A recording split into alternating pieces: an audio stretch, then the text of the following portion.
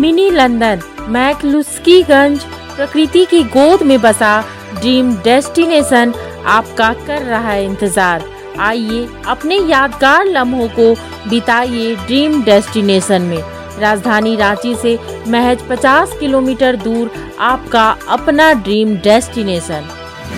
निर्दलीय विधायक सरयू राय ने गैंगस्टर प्रिंस खान के बीजेपी विधायक डुलू महतो से दोस्ती और साठगांठ का आरोप लगाया है। सरयू राय ने कहा है कि महागठबंधन यदि समर्थन देगी तो वह धनबाद से लोकसभा का चुनाव लड़ेंगे।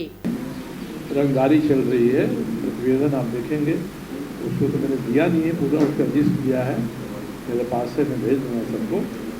तो जो जिनकी इतनी योग्यता है, इस योग्यता के आधार पर भाजपा ने उनको संसद में जाने के लिए चुना है और चुना है, वहाँ विरोध हो रहा है, तो विरोध का जवाब दुबई में बैठकर प्रिंस खान दे रहे हैं। प्रिंस खान का मुझसे नाराज होना स्वाभाविक है, क्योंकि जब प्रिंस खान का उत्पाद धनबाद में साल भर पहले इतना अधिक बढ़ गया कि हर व्यवसायी के पास उनका व्हाट्सएप कॉल या फेस टाइम कॉल आता था और रंगदारी मांगते थे, और जो नहीं देता था उस पर गोली चल जाती थी। ऐसे गोली चलने वालों के घर भी मैं गया था।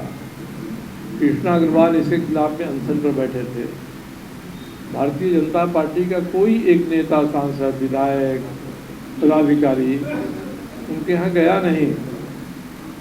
मैं 2 दिन के बाद गया, मुख्य सचिव से बात कराया और तय हुआ कि ये सरकार केंद्र की सरकार को लिखेगी कि आप प्रिंस खान जो दुबई भाग गया है टूरिस्ट वीसा लेकर यहाँ से, उसका प्रत्यावर्तन कराइए।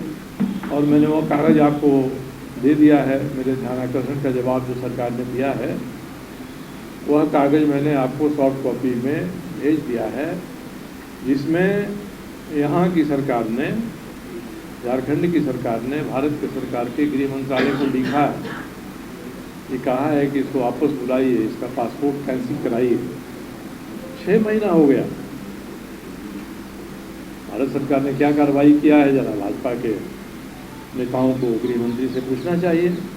और नहीं किया है तो क्या प्रिंस खान का उपयोग इस लोकसभा चुनाव में करने की इच्छा है भाजपा के स्थानीय नेताओं की यहाँ पर, इसलिए प्रिंस खान बढ़ चढ़ कर बोल रहे हैं। तो प्रिंस खान ने जो कल चुनौती दी है, मैं धमकी नहीं मानता हूँ, चुनौती मानता हूँ, उसको मैं स्वीकार कर रहा हूँ।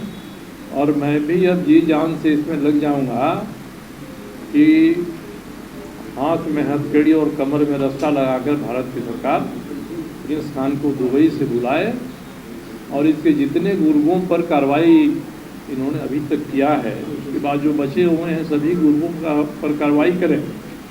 मैं चुनाव आयोग से ही बात करूंगा, नहीं तो धनबाद में लोकसभा का चुनाव शांतिपूर्ण नहीं हो सकता है।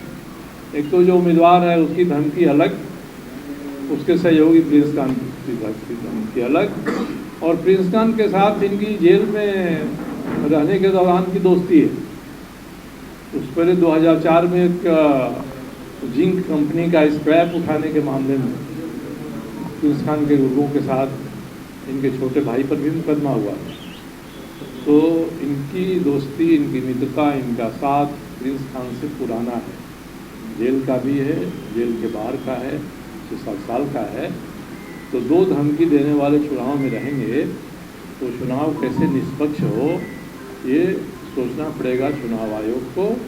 और भारत की सरकार चुनाव के बीच में ही दुबई से प्रत्यार्पण की संधि है भारत की सरकार की, वो संधि के आधार पर उसको मंगवाए, बुलवाए, दुबई में, यूएई में कहीं अभी बैठा है और रोज़ व्हाट्सएप कॉल कर रहा है, लोगों को धमका रहा है, और हम लोगों को भी धमकी देने की जरूरत इन्होंने किया है।